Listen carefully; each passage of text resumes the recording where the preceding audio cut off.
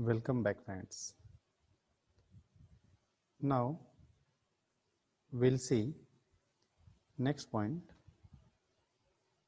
that is reduction to relation schemas.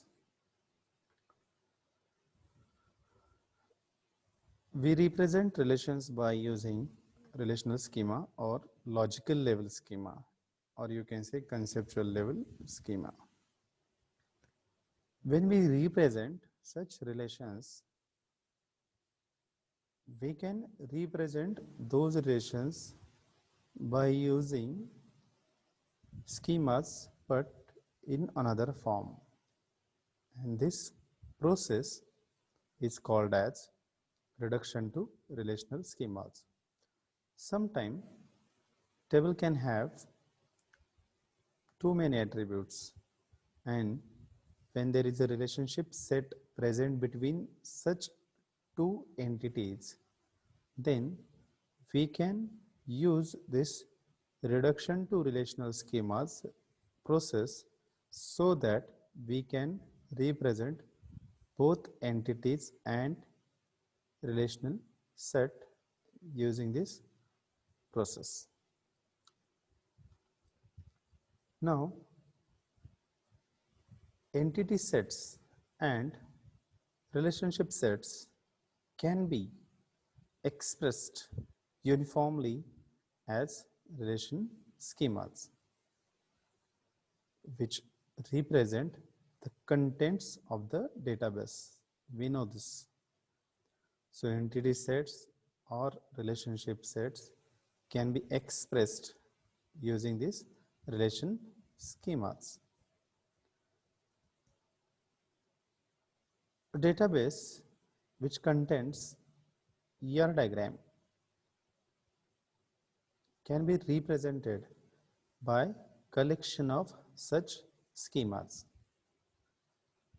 For each entity set and relationship set, there is a unique schema which is assigned the name of corresponding entity set or relationship set. If we take any entity set, then to that entity a unique schema is present.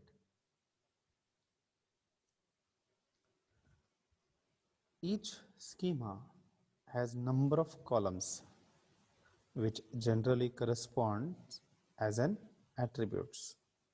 So each schema has such number of columns which are nothing but attributes and which have a unique names. We have seen student, student ID, student name, student class, student branch.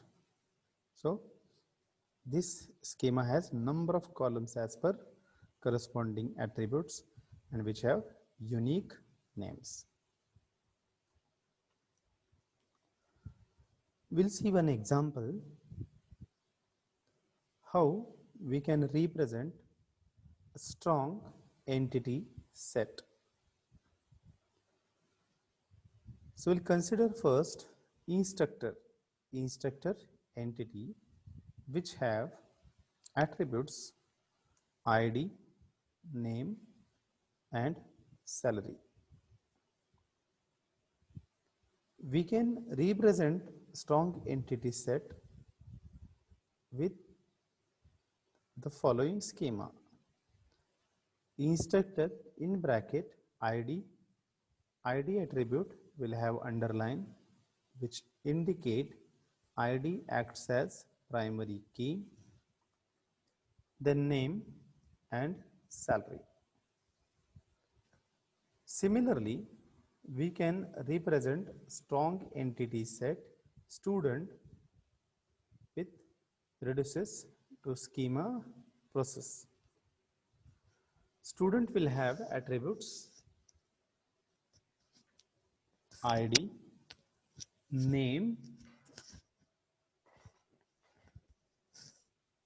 and total credits.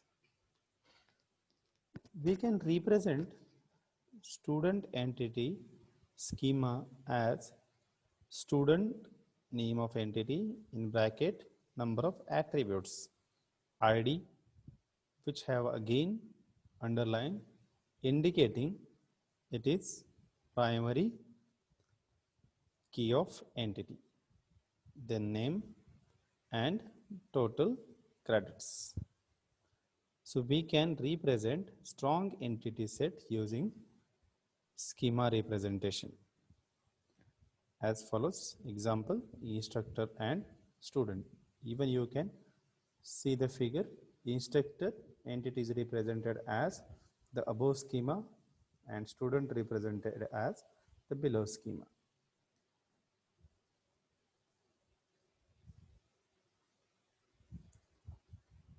Similarly, we can represent weak entity set by using a schema.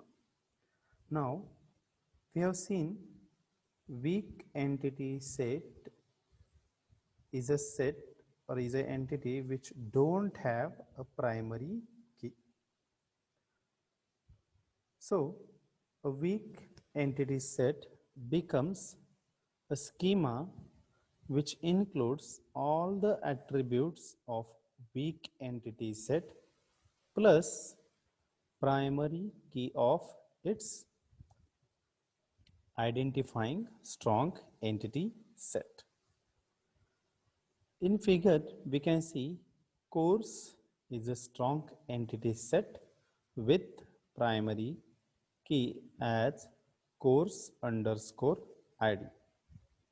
At other side, section is an entity which don't have primary key, which is a weak entity set represented by using double rectangle, and a relationship set present between course and section is sec underscore course. We can represent weak entity set section by using a schema with all the attributes of section plus primary key of identifying strong entity set. In this case, course is a identifying strong entity set of section. So section schema becomes course underscore ID, comma, sec underscore ID, comma, sem, comma, year, where course underscore ID is primary key of identifying strong entity set.